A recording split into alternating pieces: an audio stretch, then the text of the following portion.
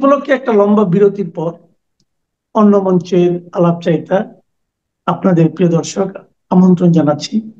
নালিশ করে আমি কেন এখানে বসে আছি, আমি কেন বক্তৃতা দিই, তার খুব লাগে। কেন লাগে? আমি একজন স্বাধীন চেতা মানুষ এবং বাংলাদেশের সংবিধান অনুযায়ী এখনও আমি প্রধানমন্ত্রী। 7 জুলাই ছাত্ররা আন্দোলন শুরু করলো কোটার, কারণ এই কোটা তো আমি বাতিল করে দিয়েছিলাম যখন 2018 সালে তারা আন্দোলন করে। হাইকোর্ট একটা রায় দিয়েছে, সঙ্গে সঙ্গে সরকারের পক্ষ থেকে, আমাদের পক্ষ থেকে আমরা হাইকোর্টে সেটা আপিল করে স্থগিত করে দিই। আসলে কোটা বলে তো কিছুই নাই। তারপর 7 জুলাই থেকে যখন আন্দোলন শুরু করে, আমি তখন সবাইকে বলেছিলাম, পুলিশ আইজিপি কমিশনার বা আমাদের সবাইকে বলছিলাম, দেখো বা ছেলেপেলেরা আন্দোলন করছে, আমরা তো আন্দোলন সংগ্রাম করে রোদে পুড়ে বৃষ্টিতে ভেজে দিনের পর দিন সংগ্রাম করেই এই দেশ স্বাধীন করেছে। এরা তো সেসব কিছু করতে হয়নি। কারণ 2009 আমি সরকার গঠন করার পর থেকে এই 15 বছর ধরে মানুষ শান্তিতে ছিল।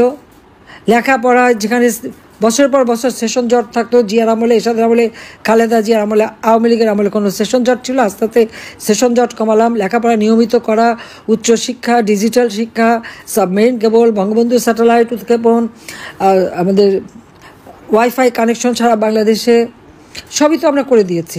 প্রত্যেকটা ঘরে ঘরে আলু জ্বেলে দিয়েছি, শিক্ষার একটা চমৎকার পরিবেশ করে দিয়েছি। তো তারা একটু রোদে ভিজে বৃষ্টিতে ভিজে আন্দোলন করতে দাও, ওদের দাবি তো সব মেনে নিলাম। সেই আন্দোলন তারা শুরু করলো, আমরা সব দাবি মানলাম। তো এখন আসলে এক দফা দাবি, ইনুস ট্যাক্স ফাঁকি দেয়। 1100 কোটি টাকার উপর তার কাছে ট্যাক্স পাওনা, 666 কোটি টাকার মামলা হলো। সেই মামলা রায় হওয়ার কথা ছিল 6 আগস্ট। প্রত্যেকটা তার যে এই যে 48টা কোম্পানি, সবই কিন্তু একটাও লাভজনক না। তার কারণটা হচ্ছে সে কোনো ট্যাক্স দেবে না, কাজে সে ট্যাক্স ফাঁকি দেবে। আর শ্রমিকদের যে প্রত্যেক কোম্পানি প্রফিটের 5% শ্রমিক কল্যাণ ফাউন্ডেশনে যাবে। কোনো দিন একটা টাকাও তারা দেয়নি। শ্রমিকরা তার বিরুদ্ধে মামলা করে, সেই মামলায় সে সাজাপ্রাপ্ত আসামি। ডক্টর ইনুস কনভিক্টেড আসামি, সাজাপ্রাপ্ত আসামি, সেটা আবার লেবার কোর্টে। আজকে সে হয়ে গেছে ক্ষমতার শিখরে বসে আছে অবৈধভাবে, যার কোনো সাংবিধানিক ভিত্তি নেই, যার কোনো জনগণের ম্যান্ডেট নাই। এই অবৈধ ক্ষমতা দখল করে এখন ক্ষমতাকে ভোগ করা, অর্থ আত্মসাৎ করা, অর্থ পাচার করা এবং অর্থ বাড়ানো, এটাই হয়ে গেছে তার। এবং এর মধ্যে ব্যবসা বাণিজ্য কিন্তু আরও কিছু সে হাতিয়ে নিয়েছে। ঠিক বিকাশ, নগদ এদের মতো তিনি টাকা এক্সচেঞ্জ করতে পারবেন। তারপরে হাসপাতাল করবে, এটা করবে, সেটা করবে, না ব্যবসা ইতিমধ্যে এই কয় মাসের মধ্যে তিনিও যেমন হাত দিয়ে নিয়েছেন, আবার তার ওই সমন্বয়ক গোষ্ঠী তারাও আপনারা দেখেন, ওই তার সেই প্রেস সেক্রেটারি থেকে শুরু করে তার সাথে যারা শত শত কোটি টাকার মালিক হয়ে গেছে তারা ইতিমধ্যেই। 1000 টাকা খরচ করার ক্ষমতা ছিল না তাদের, এখন শত কোটি টাকা ছাড়া তার চোখে দেখে না, আবার দলও করে ফেললো।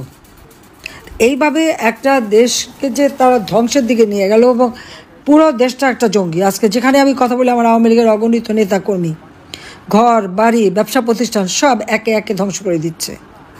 সবথেকে দুঃখের বিষয়, 32 নম্বরে বঙ্গবন্ধু ভবন, যে ভবন থেকে জাতির পিতা স্বাধীনতার ঘোষণা দিলেন, রাষ্ট্রপতি হিসেবে তিনি কিন্তু কোনো বড় জায়গায় থাকেন নাই, ওই ছোটো বাড়িটাই থাকতেন। কারণ এই বাড়িটা আমার মা নিজের হাতে তৈরি করেছেন। মাত্র 2টো কামরা করে আমাদের নিয়ে এসে ওঠেন, একটা করে প্রত্যেকটা ইট মা নিজের হাতে পানিতে ভেজাতেন, কাতনি দিয়ে গেলে নিজে হাতে পানি দিতেন লেবার খরচ কমাতে। সেইভাবেই বাড়িটা আমার মা গড়ে তুলেছিলেন। ওই বাড়িতে কিন্তু আমার মা, বাবা, ভাই সবাইকে হত্যা করলো, রক্তের দাগ, বুলেটের চিহ্ন ওই বাড়িতে। ওই একটা সম্পত্তি ছিল তো আমাদের 2 বোনের, আমরা তো সেটা ভোগ করিনি। আমরা তো জনগণকে দিয়ে দিয়েছি। বঙ্গবন্ধু মেমোরিয়াল ট্রাস্ট করেছি, বঙ্গবন্ধু স্মৃতি জাদুঘর করেছি, জাদুঘর করে ট্রাস্টের মালিকানায় ওই বাড়ি তো আমরা দান করে দিয়েছি জনগণকে। ওটা তো জনগণের সম্পদ।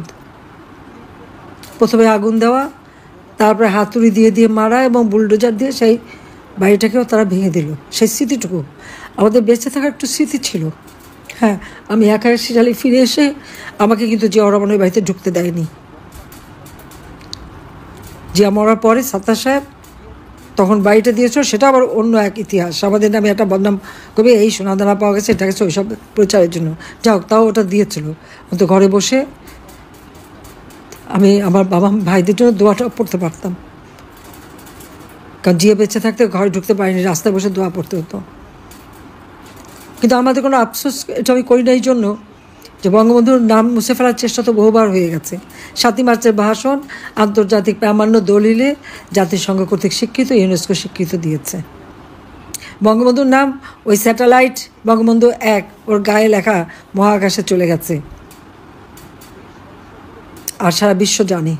কাজেই হাজার হাজার নেতাকর্মী আজকে গৃহহারা, ঘর বাড়ি হারা, আগুন দিয়ে জ্বালিয়ে দিয়েছে, সব লুটপাট করেছে। এই লুটেরা কারা? আজকে এত নীতির কথা, ক্ষমতা, এত দাপট, সব লুটপাট করেই তো এই দাপটার এত বড় কথা। তো লুটেরাদের রাজত্ব চলছে এবং ইনুস হলো সেই লুটেরাদের সর্দার। আওয়ামী লীগের যে কয়েক হাজার নেতা কর্মীকে হত্যা করেছে, শুধু নেতা শুধু না, তার পরিবার সহ, ছেলেকে পায়নি, মাকে নামাজ পড়া অবস্থায় মার মাথায় আঘাত করে মাকে মেরেছে, মা চাচি একসাথে থেকে তাদের পুড়িয়ে মেরেছে, বাবাকে ধরে মেরেছে, অসুস্থ বাবার গায়ে হাত তুলেছে, অপমান করেছে। আওয়ামী লীগের নেতাকর্মীরা 32 সময় ফুল দিতে গেছে, এমনভাবে তাদের বেজ্জুতি করেছে এবং অত্যাচার করেছে যে পরবর্তী তাদের মৃত্যুবরণ করেছে। এই কারাগারে, বগুড়া কারাগার, সব কারাগারই তো প্রায় 11 জন তারা জেল হত্যা করেছে। আর এমন কালকে আমি কয়দিন সমস্ত জেলা যেখানে যেখানে কথা বলছি, একই চিত্র। আওয়ামী লীগের নেতাকর্মীদের ঘর বাড়ি জ্বালানো প্রাণো, সকলের বিরুদ্ধে মামলা, আর হত্যা মামলার তো সীমাই নাই। ডক্টর ইউনূস আমার বিরুদ্ধে 288টা মামলা দিয়েছে এবং গোটা আওয়ামী লীগের যত নেতাকর্মী, আমাদের 14 দলীয় নেতাকর্মী মিলিয়ে না হলেও 60 থেকে 70 হাজার মামলা সে দিয়েছে। এবং এজাহারভুক্ত আসামি, আর তার সাথে যদি আমরা অজ্ঞাতনামা ধরি, না হলে 5 লাখ লোকের আসামি করেছে। এখন ইউনূসের নাম আমার মানে গিনিস বুক অফ রেকর্ডে দিলে সে নামটা উঠবে, কারণ কোনো শাসক এত দ্রুত সময় এত মামলা দেওয়া, এত মানুষ হত্যা করা, প্রায় 3000-এর মতো পুলিশ হত্যা, আমাদের প্রায় 3-4 হাজার আওয়ামী লীগ নেতাকর্মী তাদেরকে হত্যা করেছে, আহত করেছে, এতিম করেছে বা সন্তানহারা করেছে। সংখ্যালঘু সম্প্রদায় সব থেকে বেশি তাদের উপরে অত্যাচার, হিন্দুদের বাড়ি বাড়ি যে আক্রমণ, মেয়েদেরকে রেপ করা, তাদের বাড়িঘর থেকে লুটপাট করা এবং আগুন দিয়ে পুড়িয়ে দেওয়া, খ্রিস্টানদের মন্দিরগুলি ভেঙে দেওয়া, খ্রিস্টানদের গির্জা, 11টা গির্জা তারা আক্রমণ করে ভেঙে দিয়েছে, বুদ্ধিস্টদের মঠ ভেঙে দিয়েছে, আগুন দিয়েছে এবং তাদের উপরে হামলা। এমনকি আমাদের ওলামা মাসায়েখ, পীর, দরগা শরীফ, সেগুলো এদের হাত থেকে রেহাই পায়নি। কতগুলি দরগা শরীফ আপনারা দেখেন, সব ভেঙে টেঙে চুরমার, লুটপাট। ওলামা মাসায়েখদের বিরুদ্ধে অনেকের বিরুদ্ধে মামলা, তাদের উপরেও নির্যাতন। সেখানে মানে মসজিদ, দরগা, কোনো কিছুই তো বাদ যায়নি। সংখ্যালঘু সম্প্রদায়, এমনকি আমাদের যারা পীর যারা আছে তাদের উপর পর্যন্ত হামলা করেছে। এরা কী চায় দেশটাকে নিয়ে? এবারে প্রায় 1100-র মতো শিল্প কলকারখানা বন্ধ, এবং আওয়ামী লীগের নেতাদের বহু শিল্প কলকারখানা আগুন দিয়ে পুড়িয়েছে বা ধ্বংস করে দিয়েছে বা বন্ধ করে দিয়েছে। হাজার হাজার লক্ষ লক্ষ শ্রমিক বেকার। এবারে ঈদের আনন্দ কোথায় থাকবে? ঈদের যাতায়াতের ভিড় কোথায় থাকবে? চোখের পানি, শ্রমিকের চোখের পানিতে ভরা ঈদ। দিনমজুর যা কামাই করতো আওয়ামী লীগের আমলে, অন্তত তারা 3 বেলা খাবার কিনতে পারতো, থাকার জায়গা পেতো, কিছু টাকা থাকতো। আর এখন একবেলাও খাবার জোটাতে পারে না। সারের দাম, সেচের পানি কৃষক পায় না, বীজ পায় না। আমরা যে সমস্ত ভর্তুকি যা যা দিয়েছি সব বন্ধ, বয়স্ক ভাতা, বিধবা ভাতা, প্রতিবন্ধী ভাতা সব বন্ধ। এসব টাকাগুলি গেল কোথায়? 1 কোটি পরিবারের 1 কোটি পরিবারের আমরা টিসিবির মাধ্যমে কার্ড দিয়েছি, মাত্র 30 টাকা কেজিতে চাল কিনতে পারবে। সেটাও ঠিকমতো দেয়নি, তাও নাম কেটে দিয়েছে। তা বাকি টাকা কোথায় গেল? তার জবাব ইউনূসকে দিতে হবে, তার ওই সমন্বয়কারীদের দিতে হবে। সংসদ ভবন, আমাদের সচিবালয় আগুন লাগে কীভাবে? সচিবালয়ে আগুন লাগালো কারা? সংসদ ভবন ভেঙে চত্বরকারী কারা? এই ইউনূসের তো সেই মেটিকুলাস ডিজাইনেরই তো একটা অংশ।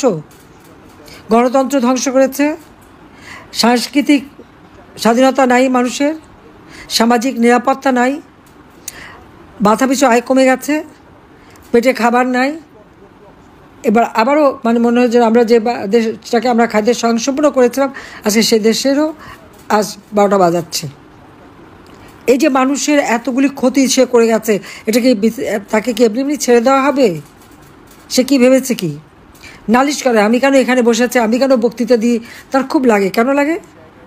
আমি একজন স্বাধীন চেতা মানুষ এবং বাংলাদেশের সংবিধান অনুযায়ী এখনও আমি প্রধানমন্ত্রী। হ্যাঁ, ইউনূস চক্রান্ত করেছে, আমাকে হত্যার চেষ্টা করেছে। আল্লাহ আমাকে প্রত্যেকবার বাঁচায়। গ্রেনেড হামলা থেকে বাঁচিয়েছে, 76 কেজি বোমা হামলা থেকে বাঁচিয়েছে, গুলির থেকে বাঁচিয়েছে। এবারও ইউনূসের চক্রান্তের হাত থেকে আল্লাহই আমাকে ওখান থেকে বাঁচিয়ে এনেছে। আল্লাহ যখন আমাকে বাঁচায়, আমি বিশ্বাস করি আমাকে দিয়ে আরও কিছু ভালো কাজ করাবে। সেই কাজটা করাবে বলেই আমাদের 2 বোনকে বাঁচিয়ে রেখেছে। এখানে ইউনূস কিছুই করতে পারবে না, বরং তার বিচার হবে বাংলাদেশে। আর ওই যে লুটেরা, জঙ্গি, সন্ত্রাসী এবং তার ওই সমন্বয়কারী যারা এই সমস্ত আমাদের একটা আওয়ামী লীগ নেতাকর্মী সহ গ্রামের পর গ্রাম, জেলা, উপজেলায় যেখানে যেখানে তার এজেন্ট আছে, সব জায়গায় আমি জানি। সে টাকা দিয়ে এজেন্ট রাখে, তাদের দিয়ে খোঁজ নেয় এবং তাদের দিয়ে এই ধ্বংসযজ্ঞ হত্যাকাণ্ড চালায়। আবার কেউ লুকিয়ে থাকলে ধরিয়ে দিলে তারপর পুরস্কারও দেয়। ইউনূসের সে ব্যবস্থাও আছে, সেটাও আমি জানি। তার চক্রান্ত আমি বহু আগে থেকে সবাইকে বলেছি, বিশ্বাস করেনি। যখন থেকে পদ্মা সেতুর টাকা সে বন্ধ করা হলো, তখন থেকে আমি বলেছি। এবং তার দুর্নীতির বিরাট ক্ষতি আমার নিজের কাছেই আছে। আমি সমস্ত ডাউনলোড করে নিয়ে নিয়েছি এবং এখন পড়ে পড়ে আমি দেখি যে কত হাজার কোটি টাকা সে বানিয়েছে বিদেশে। সে কোথায় এত টাকা পেল? 9 কোটি টাকা দিয়ে গুলশানে সে রোড নাম্বার 84-তে ফ্ল্যাট কেনে। প্যারিসে তার বিশাল বিলাসবহুল ফ্ল্যাট। শোনা যাচ্ছে, লোকের কাছে শুনেছি 2 বিলিয়ন টাকা নাকি প্যারিসে সে বিনিয়োগ করেছে। ও টাকা বাংলাদেশে কেন বিনিয়োগ করেনি? বাংলাদেশে কেন করেনি? সে টাকা তো বাংলাদেশের গরিবরে ক্ষুদ্র ঋণ দিয়ে মোটা অঙ্কের সুদ খেয়ে সে আজকে শত হাজার কোটি টাকার মালিক। কাজে এর হাত থেকে, জঙ্গি সন্ত্রাসী ইউনূসের হাত থেকে দেশকে রক্ষা করতে হবে। কারণ সে জঙ্গিদের মদদ দিয়ে জঙ্গির রাষ্ট্র বানিয়েছে। যে বাংলাদেশ ছিল শান্তির দেশ, উন্নয়নের দেশ, যে বাংলাদেশ উন্নয়নের রোল মডেল হিসেবে বিশ্বের সম্মান পেয়েছিল, সমস্ত সম্মান সে নষ্ট করে দিয়েছে। মুক্তিযুদ্ধের সমস্ত স্মৃতিচিহ্ন মুছে দিচ্ছে, বঙ্গবন্ধুর নাম মুছে দিচ্ছে। এই নাম হাজার মুছুক, ওই পাপীদের হাতে এই নাম মুছলেও সেই নাম মোছা যাবে না। এটা আছে বাংলাদেশের মানুষের হৃদয়, থাকবে চিরদিন। কিন্তু আল্লাহ নিশ্চয় একদিন দিন দেবে ওই খুনি ইউনূস এবং তার যারা দোসর আছে, তার ওই সন্ত্রাসী গ্যাং, তার ওই সমন্বয়কারী থেকে শুরু করে উপদেষ্টা থেকে শুরু করে যারা যারা তার মদতদানকারী, প্রত্যেকের বিচার বাংলার মাটিতে হবে ইনশাল্লাহ। আর সেই বিচার আমরা করবই, বাংলাদেশের জনগণ করবে, এ বিশ্বাস আমার আছে। কাজে সেই আত্মবিশ্বাস নিয়ে এখন থেকে আমাদের নেতাগুলি যে যেখানে আছেন, কে কী করলো না করলো ওটা দেখার দরকার নাই। এখন সকলকে ঐক্যবদ্ধ থাকতে হবে। জাতির পিতা যেমন 7ই মার্চের ভাষণ বলছে, যার যা কিছু আছে তাই নিয়ে। হ্যাঁ, এখানে আমি বলবো যে যার যা আছে যতটুকু তাই নিয়ে সকলে, আমার কৃষক, শ্রমিক, আমাদের মেহনতি মানুষ, তাদের পাশে দাঁড়াতে হবে। কারণ প্রত্যেকে আজকে কষ্টে পাচ্ছে। আওয়ামী লীগের আমলে এই কষ্টটা তাদের ছিল না। কোভিডের সময় ওই গার্মেন্টস শ্রমিকদের মজুরি আমি নিজে সরাসরি দিয়েছি। ব্যবসায়ীরা শান্তিতে ব্যবসা করছে, যে দলই করুক। ব্যবসায়ী ব্যবসা চালাতে পারে তার জন্য মাত্র 4% সুদে তাকে আমরা ঋণ দিয়েছিলাম, বাকি 5% আমি ভর্তুকি দিতাম। বয়স্ক বিধবা থেকে শুরু করে প্রতিবন্ধী সবাইকে আমি এমনকি স্কুলে যে বাচ্চা যায় মার নামে আমি বৃত্তি উপবৃত্তি দিতাম। সমস্ত টাকা আমার বাজেটে ছিল। 7,97,000 কোটি টাকার বাজেট আমি দিয়ে এসেছি। সেই টাকা কোথায় গেছে ইউনূসের কাছে আমি হিসাব চাই। আবার দেখ, কেন মানুষ কেঁদে ফিরবে? কেন মানুষের ঘরে হাহাকার? কেন আমার শ্রমিকের কান্নায় ঈদের চোখের পানি পড়বে? তার জবাব তাকে দিতে হবে, তার জবাব ইউনূসকে দিতে হবে। কাজে আমি বলবো যে যার যেভাবে আছে, মানুষের জীবন নাবিশ্বাস উঠে গেছে, মানুষকে রক্ষা করতে হবে, এটা আমাদের দায়িত্ব। আমরা তো জীবনে কিছু চাইনি, আমরা 2 বোন, আমাদের সব তো বিলে দিয়েছিলাম। আমাদের বাচ্চারা নিজেরা তাদের মেধা দিয়ে পড়াশোনা করে বিশ্বের সেরা ইউনিভার্সিটি থেকে ডিগ্রি নিয়ে তারা কেউ চাকরি করে খাচ্ছে, কেউ কনসালটেন্সি করছে, তাদের মতো তারা আছে। তাদের বিরুদ্ধে লেগে আছে, তাদের পিছনে লেগে আছে সে। কাজে এই অন্যায় যেটা আবার দেশের মানুষের সাথে সে করলো, আজকে আবার বৃদ্ধ বনিতা সবাই আজকে কষ্ট পাচ্ছে। বাংলাদেশে কেউ আজকে কেন মেয়েরা এখন এখন আন্দোলন করে রাত 12টার সময়, সন্ধ্যার মধ্যে তাদের ঘরে ফিরতে হয়। শেখ হাসিনা থাকতে আমার পদত্যাগ চায় তারা, আর আমি তাদের নিরাপত্তা দিই। এখন কেমন অবস্থা তাদের? আজকে আমাদের হাজার হাজার ছেলে পেলেদের লেখাপড়া বন্ধ, তাদের ডিগ্রি কেড়ে নিচ্ছে, তাদের পড়তে দিবে না। আওয়ামী লীগের সন্তান হলে পরীক্ষার ফর্ম পাবে না। কেন? আওয়ামী লীগ কী অপরাধ করেছে? দেশ স্বাধীন করে অপরাধ করেছে? বাংলাদেশ স্বাধীন না হলে ওই পাকিস্তানিদের বুটের তলায় থাকতে হতো, সেটা তাদের মনে রাখা উচিত। আর 71 সালের 3রা ডিসেম্বর পাকিস্তান ভারত যুদ্ধ শুরু হয়। আর আমাদের মুক্তিযুদ্ধ তো বঙ্গবন্ধু যেদিন থেকে বলেছেন সেই মার্চ মাস থেকেই শুরু হয়েছিল। কাজে মুক্তিযোদ্ধা মিত্রবাহিনী একই সাথে যুদ্ধ করে, কিন্তু পাকিস্তান বাহিনী হেরে যায় যুদ্ধে।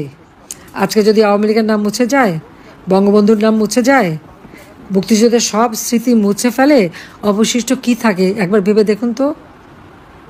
বঙ্গবন্ধু শেখ মুজিব ফিরে এসেছেন বলেই মিত্র শক্তি ভারতীয় বাহিনী বাংলাদেশ থেকে তিনি ফেরত পাঠাতে পেরেছিলেন, অন্য কেউ হলে পেত না। আজকে যে গভীর যে সমুদ্র সীমা, এই আইন বঙ্গবন্ধু শেখ মুজিব 74 সালে করে যান, তারপরে কেউ এটা দিয়ে কাজ করেনি। আমি ক্ষমতা আসার পরে এই সমুদ্রের সীমায় আমাদের অধিকার আমি প্রতিষ্ঠিত করি। আমাদের ল্যান্ড বাউন্ডারি, স্থল সীমানা চুক্তি, এটাও বঙ্গবন্ধু সেই চুক্তি করে গিয়েছিলেন, সংবিধানে সংশোধন করে দিয়ে গেছেন, কিন্তু কেউ বাস্তবায়ন করেনি। আমি ক্ষমতায় আসার পরে এটা বাস্তবায়ন হয় এবং প্রাইম মিনিস্টার মোদি পার্লামেন্ট এটা পাশ করান। তো শান্তি চুক্তি, পার্বত্য চট্টগ্রাম শান্তি চুক্তি, গঙ্গা পানি চুক্তি, সবই তো আওয়ামী লীগের করা। আচ্ছা, যতগুলি প্রতিষ্ঠান বাংলাদেশ আজকে বদলে গেছে গ্রাম পর্যায় পর্যন্ত, প্রত্যেকটা গ্রাম আমার শহর, এই স্লোগান তুলে প্রত্যেকটা গ্রামকে একটা শহরে উন্নীত কে করেছে? আওয়ামী লীগ করেছে। তা আওয়ামী লীগের অপরাধটা কী? মানুষ শান্তিতে ছিল, সুখে ছিল, খেয়ে পড়ে ভালো ছিল, ছেলেমেয়েরা লেখাপড়া করতো, ডিজিটাল বাংলাদেশ গড়ে তুলেছিলাম। আজকে ফ্রিল্যান্সিং করে ছেলেমেয়েরা বিদেশি পয়সা কামাই করতে পারতো, বিদেশের ট্রেনিংয়ের জন্য আমরা পাঠাতাম, সব বন্ধ।